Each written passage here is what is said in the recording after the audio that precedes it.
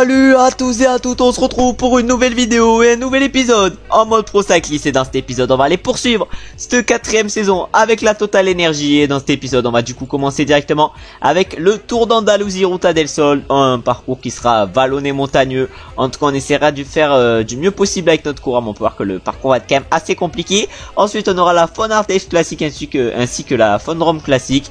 Et après voilà, dans la prochaine vidéo de toute façon on ira faire Paris-Nice, mais on commencera pas dans cet épisode. Et du coup on va essayer de faire les meilleurs résultats possibles sur ce Tour d'Andalousie et sur ces classiques de la Von Ardèche, sur ces classiques de la Von Ardèche et de la Von Drôme. Je pense qu'on est quand même capable de bien commencer cette saison, et va falloir du coup le prouver, plutôt de bien poursuivre cette saison, parce qu'on l'avait bien commencé dans la dernière vidéo, alerte spoil, en allant chercher évidemment le classement général de la Tour du Communauté de Valence, mais également une victoire je crois bien sur la Zenith Cup 2 et des petites places d'honneur également sur les autres Zenith Cup. C'était plutôt pas mal. Et maintenant on va aller voir sur ce Tour d'Andalousie quel est l'objectif et quel est le rôle que nous fixe le directeur sportif. On ira voir également la start list parce que je suis pas allé la voir encore. On est au départ de cette première étape du Tour d'Andalousie. On peut voir qu'on a un objectif de terminer dans le top 15 au classement général final sur cette course. On commence avec un petit plus 2 sur cette première étape. On va essayer évidemment de réussir l'objectif fixé, et on peut voir qu'en stratégie de course plutôt, mais on va maintenant aller voir la start list. Voilà, là je me mélange un peu dans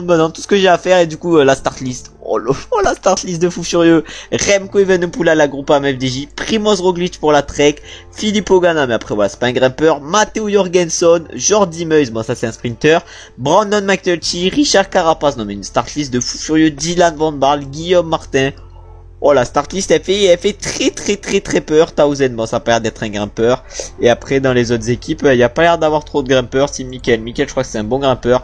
En tout cas on va essayer de faire le mieux possible et du mieux possible sur ce Tour d'Andalousie. Mais je pense que le top 15 est largement réalisable, et il va falloir du coup le faire. Et on va se retrouver maintenant au pied de cette montée finale sur cette première étape, c'est-à-dire le Puerto de los Palomas. On arrive au pied du Puerto de las Palomas, excusez-moi, et on va essayer de faire la meilleure montée possible avec notre coureur. En tout cas la montée elle a l'air assez compliquée, 13 km à 6,4%, ça va être assez compliqué ce Puerto de los Palomas, et nous on va essayer évidemment de faire du mieux qu'on peut avec notre coureur. On est en plus de aujourd'hui, va donc falloir essayer d'en profiter. On a le top 15 du classement général final à aller chercher, et déjà sur cette première étape on peut faire une bonne opération justement pour ce top 15. On est pour l'instant dans les premiers mètres de cette montée. Ah mais malheureusement je crois que j'ai utilisé le faux filement au pire des moments, parce que là au moment où ça accélère dans le peloton je l'ai utilisé, et nous malheureusement on n'est pas bien placé de fou dans cette montée. On est dans le peloton de 70 mais pas hyper bien placé, alors que ça craque de partout derrière nous.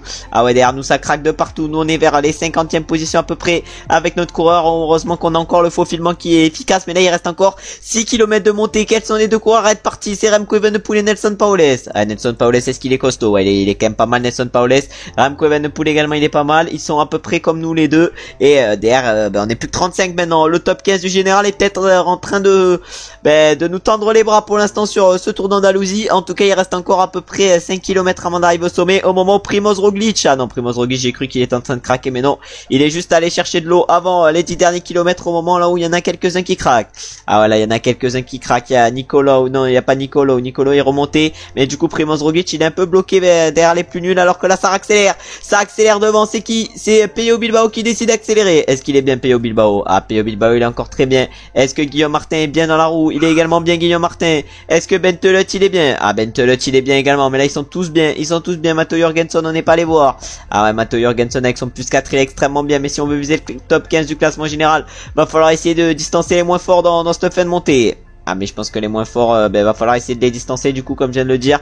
Mais là on est encore 17. On est encore 17 et ça craque pas. Mais là il y en a qui accélèrent. Matteo Trentin, il y en a un qui a craqué. On est encore 16.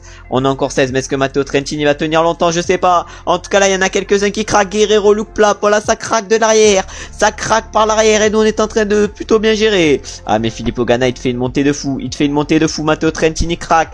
Mais Filippo Ganna c'est sûr qu'il est dans sa montée. Alors que devant ils sont partis à 3. Ah devant c'est qui est parti? C'est Primoz Roglic qui est parti avec Matteo Jorgenson et Peyo Bilbao. Nous faut qu'on s'accroche. Avec notre coureur. On a réussi à s'accrocher avant la descente, et maintenant il reste 5 km de descente où va falloir falloir essayer de bien gérer pour pas se faire distancer par nos adversaires devant. Ah, la descente normalement c'est fait pour récupérer, c'est-à-dire que normalement on devrait récupérer dans cette descente et va falloir récupérer parce que sinon ça va être quand même dur d'aller chercher une petite victoire aujourd'hui. On va consommer le jet énergétique, pas une petite victoire, mais ça va être dur de terminer dans le top 10 de l'étape. En tout cas c'est notre objectif actuellement. On va lancer le sprint, malheureusement j'ai l'impression qu'on va finir dernier de ce groupe. On aura tout donné sur ce sprint final, mais il va pas être exceptionnel je sens. Et normalement on devrait terminer dernier de ce groupe, mais devant c'est du coup Primoz Roglic qui remporte cette première étape et il s'impose devant Matteo Jorgensen et Pello Bilbao. Et dans notre groupe c'est Remco Evenepoel qui termine premier. Nous on termine 7ème de l'étape, un bon petit résultat pour nous, une 7ème place. On a l'objectif de top 15 au général final. On commence bien avec une 7ème place et maintenant on va aller voir directement sur la deuxième étape si on a une bonne note pour être capable de tenir notre standing de top 10 pour l'instant au classement général. On est au départ de la deuxième étape de ce Tour d'Andalousie. On a un objectif de terminer dans le top 15 de l'étape. Sur cette deuxième étape on doit terminer dans le top 15 du général, mais ça va pas changer. On devait également se montrer dans l'échappée. Bon, avec le moins 3 on va clairement pas se montrer dans l'échappée. On va se retrouver directement pour la cote de 3ème catégorie où on va essayer de gérer au mieux afin de viser le top 15 de l'étape et même de viser mieux, hein. Je pense qu'un top 5 ça peut être cherchable aujourd'hui, même ouais, peut-être un top 10, top 5 c'est peut-être la haute fourchette, mais minimum faut essayer d'aller chercher un top 10 aujourd'hui et il va falloir voir si on en est capable dans la cote de 3ème catégorie. On est à peu près au pied de la montée de 3ème catégorie. Malheureusement on est en train de reculer avec notre coureur et ça roule pas mal fort devant. Le top 15 de l'étape on va voir s'il est faisable et on va voir au sommet de la montée où on est placé dans le peloton, parce que pour l'instant on n'est pas très bien placé. On a réussi à se replacer grâce au faufilement, mais on n'est pas non plus hyper bien placé. En tout cas tout devant ça a accéléré pour 3 coureurs, Nelson Paules, Luc Plapp, mais également Marc Donovan ont décidé d'accélérer. Luc Plapp qui est assez loin quand même au classement général, mais qui a un beau plus 4 aujourd'hui. Nous on a un moins 3 aujourd'hui, il va falloir essayer de limiter la casse du coup avec ce moins 3 et on va voir si le top 15 est faisable dans ce final de course, mais je pense que le top 15 on peut largement aller le chercher. Je parlais de top 10 tout à l'heure, c'est le minimum qu'on doit faire aujourd'hui. Allez, on arrive dans une nouvelle bosse, on accélère directement dans cette bosse. Ah, y'a qui nous a suivi, y'a Van Dijk qui nous a suivi un peu, mais là on est en train de tout donner dans cette bosse. Ah, Flynn il essaye de nous suivre, mais là on est en train de tout donner et là maintenant ça va être la descente qui va nous attendre. Ah, malheureusement le final il va être en légère bosse, c'est peut-être ça qui va être le plus compliqué dans ce final. Ah, mais là ça nous a roulé dessus, malheureusement, c'est à dire que maintenant il va falloir essayer de récupérer le plus de barres rouges possible dans la descente, parce que sinon le top 15 sera compliqué à aller chercher. Ah, le point positif. Là ça freeze dans ce final. Oh mais ça m'énerve, je sais pas pourquoi j'ai autant de freeze maintenant, mais ça fout le freeze alors qu'avant ça freezait pas. Mais là il reste encore 1 km 300, 1 km 100, on va tout donner dans ces 2 derniers kilomètres, 800 mètres, 700 mètres, 600 mètres, on va tout donner dans ces 500 derniers mètres même avec notre coureur. Est-ce que le top 15 va être faisable? J'en ai aucune idée. Ah, j'ai pas l'impression qu'on va réussir à faire top 15 aujourd'hui, et j'ai l'impression surtout que ça va être Remco qui va aller chercher la victoire sur cette deuxième étape, et c'est bien ça. Il s'impose du coup devant Matteo Jorgensen et Brandon McNulty. Les Américains sont très bien placés sur cette étape puisque Nelson Paules termine 6ème, tandis que nous même pas on va aller chercher le top 15 aujourd'hui vu qu'on ne va terminer que 16ème. Bon, j'ai parlé de top 10 tout à l'heure, mais je me suis peut-être un peu enflammé, et maintenant on va partir directement pour la 3ème étape de ce Tour d'Andalousie où on espère être et avoir surtout une meilleure note, parce que là le moins 3 aujourd'hui nous a fait un peu mal, et ce qu'on espère évidemment sur cette 3ème étape ça va être d'avoir une note positive. On est au départ maintenant de cette 3ème étape du Tour d'Andalousie. On a un 0 sur cette 3ème étape, ça va, c'est-à-dire que la note est pas catastrophique, elle est même plutôt bien 0. On n'a pas de moins 3 comme sur la deuxième étape, et maintenant on va se retrouver sur cette 3ème étape au pied du seconde catégorie, le Puerto de Baeza, où la différence risque de se faire. On est au pied du Puerto de Baeza avec notre coureur, on va essayer de rester bien placé. On est bien placé au pied, mais là va falloir essayer de rester bien placé tout au long de cette montée. Ça risque d'être très dur dans ce Puerto de Baeza, et nous va falloir faire la meilleure montée possible parce qu'on a quand même le top 15 du général final à viser aujourd'hui. On a un Matteo Jorgensen, le leader justement de ce général, qui a moins 4, excusez-moi, moins 2, non il est pas à moins 2 malheureusement, heureusement, et moins 2, heureusement pour lui. Non, je sais pas ce que je voulais dire, malheureusement pour lui. Non, plutôt malheureusement pour lui, parce que moins 4 c'est quand même pire que moins 2. Mais du coup là ça roule très très fort aujourd'hui, et on est déjà plus que 117 dans le peloton, et je pense qu'on va pas être 117 très longtemps. On est maintenant 110, mais même 110 je pense qu'on le sera pas très longtemps vu le rythme auquel ça roule aujourd'hui. Mais ça roule extrêmement fort. Nous on est parti dans un groupe de 8 sans forcément le vouloir avec notre coureur. On est parti avec toute l'équipe de Laborance gros. Ah mais derrière ça essaye de faire le jump pour revenir, mais nous on est dans les roues meilleurs. On suit le rythme au meilleur, on en garde des positions, un sacré garde des positions. Et là on essaye de faire une belle étape, mais du coup tout devant c'est Richard Carapaz qui a l'air très costaud aujourd'hui. Il a mis une belle attaque et maintenant c'est Pello Bilbao qui a attaqué également. Ah mais nous on est en train de suivre le rythme emmené par les meilleurs coureurs du peloton, mais là on est encore 81. C'est-à-dire qu'on est encore assez nombreux sur cette étape et nous on est encore pas trop mal quand même. Mais là du coup maintenant c'est les Bahrain Victorious qui sont en train de rouler, il va falloir essayer de les accrocher. Ah, il va falloir essayer de les accrocher les Bahrain Victorious. En tout cas on est encore 79 dans ce peloton. Il y en a plein qui sont pas ouf, mais il n'y a pas grand monde qui craque quand même, hein, parce que voilà 76 c'est quand même assez nombreux, 70 maintenant. On est encore quand même plutôt nombreux et nous du coup on se retrouve maintenant dans un groupe de 11 à l'avant. On a distancé un peu le peloton, mais un peloton qui risque de revenir rapidement. Et là l'objectif ça va être de s'accrocher dans cette espèce de descente. On arrive maintenant au pied de la dernière petite difficulté. On consomme le gel énergétique et on va essayer de faire au mieux, alors que devant du coup c'est Rigoberto Urán qui accélère pour je sais pas quelle équipe. En tout cas il met une belle accélération avec Primoz Roglic dans la roue, Pello Bilbao, Remco Evenepoel, des mecs très costauds. Nous on a Effort 188 derrière, on essaye de suivre. Ah mais maintenant ça compte directement avec Remco Evenepoel qui a l'air très costaud dans ce final d'étape. Ah mais je savais pas que ça finissait en descente, sinon j'aurais peut-être lancé d'un peu plus tôt. Et de toute façon on est cuit dans ce final d'étape. On va aller chercher un top 20 maximum sur cette étape. Mais du coup c'est Pello Bilbao qui s'impose aujourd'hui devant Primoz Roglic et Remco Evenepoel. Il est à moins 4 Remco Evenepoel, c'est peut-être pour ça qu'il s'impose pas. Et ensuite on a Guillaume Martin qui fait 4 et Ben Telet 5, tandis que nous on va terminer voilà en fond de top 20. On termine 18ème sur cette troisième étape. On devrait quand même conserver notre top 15 au classement général. Et maintenant on va aller attaquer la quatrième étape de ce Tour d'Andalousie. On est au départ de la quatrième et avant-dernière étape de ce Tour d'Andalousie. Malheureusement on a un peu reculé au classement général vu qu'on est maintenant 10ème. Mais là on va essayer de faire une belle étape aujourd'hui avec le première catégorie, l'Alto del Pourquet en juge de paix, en digne je sais pas quoi. Qu'est-ce que j'allais raconter? En tout cas il est en juge de paix cette Alto del Parruquet et del Pourquet plutôt. Et on va essayer de bien gérer dans cet Alto pour pas nous faire distancer par les leaders qui essaieront sûrement d'accélérer. On est au pied de l'Alto del Pourquet et on est même un peu plus qu'au pied, mais du coup là ça accélère fortement dans cet Alto del Pourquet. On est encore 169. Bon nous on a plus de coéquipiers hein, vraiment, mais pourquoi si je me mets comme ça? J'étais en garde des positions plutôt. En tout cas je sais pas ce qu'il foutait en relais mon coureur, mais du coup on va essayer de bien gérer. On a perdu déjà pas mal de barres jaunes dans ce début de montée en voulant du coup se mettre en relais, et du coup les autres ils doivent avoir une barre jaune un peu supérieure à la nôtre, et il va falloir essayer de limiter la casse dans cette montée, parce qu'il faut pas oublier que l'objectif c'est le top 15 du classement général final, et pour réaliser le top 15 il va falloir gérer et réussir à rester avec les meilleurs dans cet Alto del Pourquet, parce qu'après la dernière étape ça sera une étape qui nous conviendra un peu plus vu que ça sera un chrono, et le chrono on va pas dire que c'est notre point faible. Ah devant ça roule très fort pour les favoris. On est encore 39 dans ce groupe, mais il y en a plein qui sont en train de craquer. Nous on essaye toujours de nous accrocher au groupe de devant, mais là peut-être qu'on est en train de faire quelque chose de bien. En tout cas on est plus que 22 dans ce groupe, on est plus que 22. Ça va peut-être craquer encore pour des gens. Ah ouais ça craque pour quelques-uns encore, pour Van Dijk, pour Paoles. Non Paoles il est juste allé chercher de l'eau, mais il y en a pas mal qui ont craqué, c'est à dire qu'on est plus beaucoup dans ce groupe vu qu'on est maintenant plus que 20, et nous va falloir maintenant qu'on s'accroche parce que c'est une descente maintenant qui nous attend, et on va voir si au sprint sur cette étape on est capable de faire quelque chose de bien,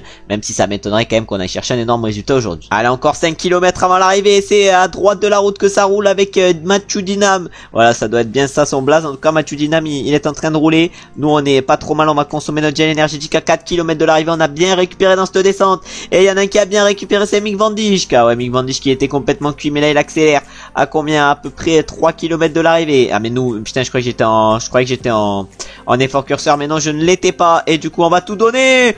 Oh là là, ça a chuté juste à côté de nous, et nous on va lancer le sprint. Oh Van Dijk qui va se faire rattraper dans la dernière ligne droite, et ça va être tout devant Pello Bilbao ou Guillaume Martin. Non c'est bel et bien Pello Bilbao qui va remporter cette étape devant Guillaume Martin. Ensuite c'est Remco Evenepoel qui va faire 3, et Mick Van Dijk qui a tenté dans le final ne termine que 4ème. Ensuite on a Ben Telet qui fait 5, et nous voilà on termine que 13ème, et une chute juste à côté de nous dans le final. Et on va aller voir directement au niveau des podiums s'il y a eu des changements au classement général suite à cette chute. Nous on était 10ème actuellement au classement général, mais peut-être que grâce à cette chute on a pu reprendre des places, parce qu'il y a notamment Matteo Jorgensen qui a chuté, et je sais pas si sur PCM il y a la règle des 3 derniers kilomètres, c'est-à-dire que les écarts ne sont pas comptabilisés, et en plus de cela là c'est une étape de vallon, c'est-à-dire qu'on va voir si les écarts sont comptabilisés. En tout cas les 3 premiers nous mettent 4 secondes. Non mais ça par contre c'est n'importe quoi. Et au classement général du coup on est toujours 10ème, les écarts n'ont pas été comptabilisés par rapport à Matteo Jorgensen et tout. Bon tant mieux. Et du coup maintenant on va partir pour la 5ème et dernière étape de ce Tour d'Andalousie. Un chrono comme j'ai dit, un chrono on a évidemment shop 0 points sur cette étape, mais du coup ça va être un chrono de 13 km qui va nous attendre, vallonné. On va aller voir quel rôle et quel objectif nous fixe le directeur sportif justement sur ce chrono. On est au départ de ce chrono. Bon, je me suis un peu retrouvé en retard, mais du coup 13 km 500 ce chrono. On va essayer évidemment de dire au mieux. C'est un peu un chrono comme autour de... comme autour de Valence dans la dernière vidéo. En tout cas, on a pour objectif sur ce chrono de faire un top 3, plutôt sur cette étape, mais après voilà, c'est sur ce chrono du coup, et le top 15 du classement général final. On peut même peut-être, pourquoi pas, rentrer dans le top 8 juste à cette étape. En tout cas, on a le beau maillot de champion de France sur le dos, et on va se retrouver au premier inter pour voir combien on est. Et on y arrive justement au premier inter. On signe actuellement le 6ème temps à 14 secondes. On n'est pas encore dans les temps du podium de l'étape, mais maintenant il va falloir essayer d'accélérer dans la bosse qui nous attend, et je pense qu'après on peut être dans les temps. Allez, encore 1 km 500 d'ici à l'arrivée. Est-ce qu'on va être capable de bien terminer? J'en ai aucune idée. Ah, il reste encore 600 mètres, on va tout donner, Ah, je me suis peut-être levé un peu trop tôt, mais on signe le premier temps avec 2 secondes d'avance par rapport à Filippo Ganna. Et maintenant, on va se retrouver à l'arrivée de chacun des coureurs. On va se mettre justement sur la ligne d'arrivée, et on va se retrouver à l'arrivée. Richard Carapaz, c'est le 15ème temps à 52 secondes, et on va aller voir qui c'est qui arrive ensuite. Ensuite, c'est qui? C'est Mark Donovan.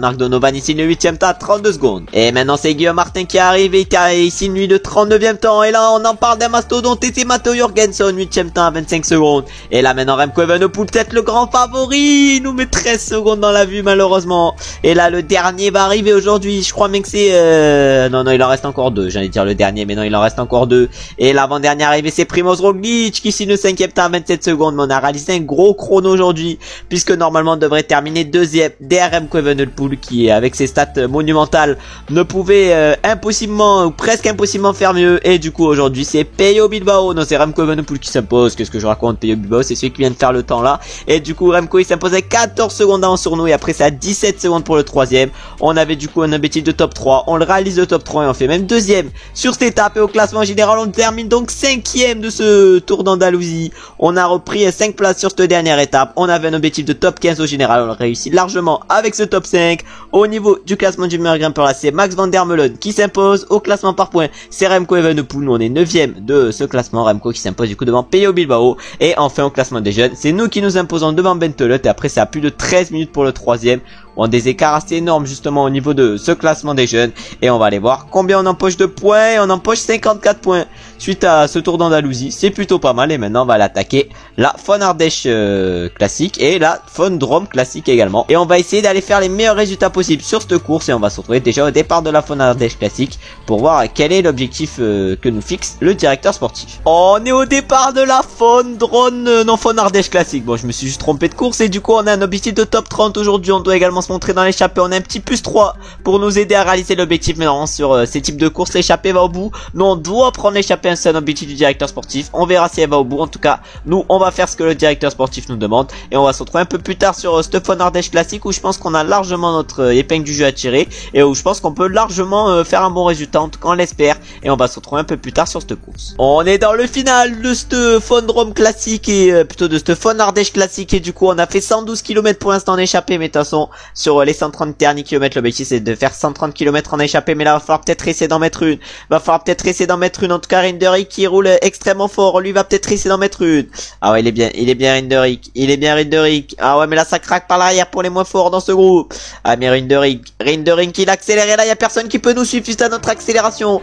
15 km qu'il va falloir faire solo. Est-ce qu'on va en être capable? J'en ai aucune idée. En tout cas on a accéléré, et maintenant on va essayer de faire l'effort jusqu'à l'arrivée, ou sinon on va se relever, j'en ai aucune idée. En tout cas 14 km encore, et 14 km c'est quand même assez long. J'ai pris peut-être le gel énergétique un peu trop tôt, oui je l'ai pris à 9 km de l'arrivée. Il reste encore 6 km, on va arriver dans une petite bosse. Alors moins peut-être que le gel, voilà, le gel il va être efficace dans cette petite bosse, mais du coup on a 28-30 secondes d'avance encore par rapport à ceux derrière. Mais là on va tout donner, on s'en fout de la barre rouge, on donne tout dans cette côte. Mais est-ce qu'on va pouvoir aller au bout? 4 km, le plus 3 du bien nous aider aujourd'hui, mais est-ce qu'on peut aller au bout? On a 21 secondes encore d'avance par rapport à ceux derrière. 4 km encore, 4 km, le gel énergétique est en train de marcher. Le final il a l'air assez tournant, ça peut peut-être nous avantager une telle finale. Il reste encore 2 km 520 secondes d'avance. On a une barre rouge presque complète, une barre jaune qui devrait nous permettre d'aller au bout. On a attaqué, on a accéléré dans la côte, dans la grosse dernière côte. On a fait 15 km solo, et on va aller gagner aujourd'hui 900 mètres. On va tout donner jusqu'à la ligne,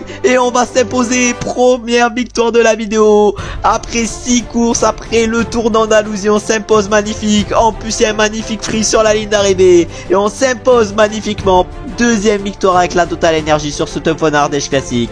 Et on s'impose du coup avec notre coureur devant Kenneth Van Roy et Dylan Tuns, les deux Belges. Et ensuite un Simones qui fait 4 et Simone Velasco 5. Mais c'est un excellent résultat. Ce victoire sur ce Top Fun Ardèche classique. On a largement rempli l'objectif de top 30 et l'objectif d'échapper également. Et maintenant on va partir directement pour la dernière course de la vidéo, c'est-à-dire la Fondrome classique. On est au départ à nouveau de cette fois-ci la Fondrome classique. Et aujourd'hui on a encore les mêmes objectifs à peu près que sur la Fun Ardèche. Sur la Fun Ardèche on s'est imposé. On va voir si sur la Fondrome on est capable de s'imposer également. On a un beau plus 3 aujourd'hui. On va essayer évidemment de prendre l'échappée devant. Il y a qui accélère, il y a Abrea et Stork. On va essayer évidemment de les suivre. On va essayer de prendre la bonne échappée et on va se retrouver sur ce Fondrome classique directement, je pense, dans le final. Bon, il reste encore 2 km avec notre coureur. Bon, on s'est retrouvé un peu trop dans le final et du coup on va voir quelle position on est capable de faire. En tout cas on visait le top 30 aujourd'hui. Je vous ai peut-être retrouvé un peu tard.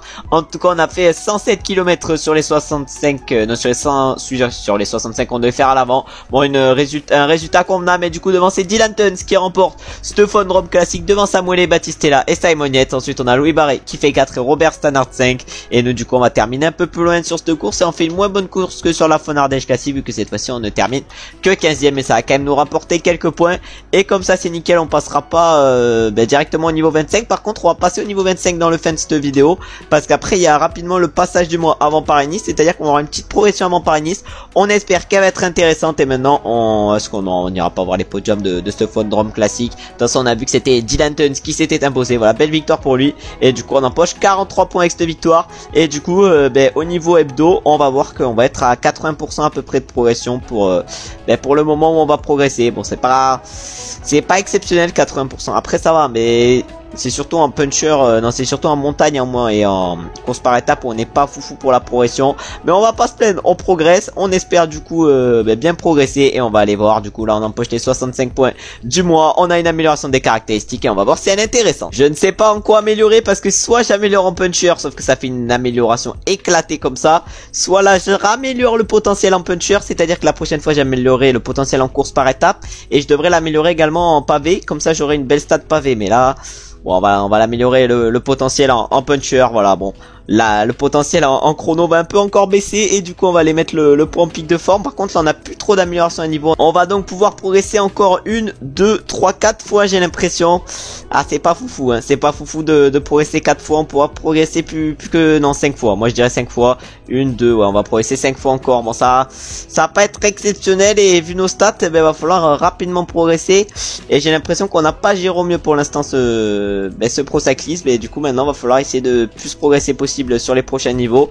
Et peut-être que en fait il va falloir laisser de côté les pavés. Et les pavés, c'est pas grave, on progressera pas trop en pavé. On sera un mec gaze en pavé avec notre 68. Après 68 c'est quand même pas trop mal. Mais là du coup on va arrêter de parler des pavés, on va arrêter de parler de la progression et on va aller conclure cette vidéo. Et après on partira évidemment pour Paris-Nice, Milan-San Remo, la classique Bruges de la Panne ainsi que le 3 dans la prochaine vidéo. Évidemment comme d'habitude je vais vous remercier d'avoir regardé la vidéo jusqu'à la fin. On aura quand même réussi à progresser au niveau 25. Si la vidéo vous a plu comme d'habitude, n'hésitez pas à liker et à commenter, ça me fait plaisir de savoir que vous avez aimé la vidéo. N'hésitez pas évidemment à commenter, à me dire ce qui vous a plu et moins plu dans cet épisode. On a quand même fait des bons résultats comme dans la dernière vidéo. Pour l'instant tout se passe bien avec la Total Energy. Et n'hésitez pas également à vous abonner et à mettre la cloche des notifications pour ne louper aucun épisode sur cette série en mode pro cycliste ou même sur une série en mode carrière. Et évidemment comme d'habitude j'espère que vous avez passé une bonne journée ou vous êtes en train de passer une bonne journée. Et on se retrouve très bientôt pour une nouvelle vidéo et la suite de ce pro cycliste.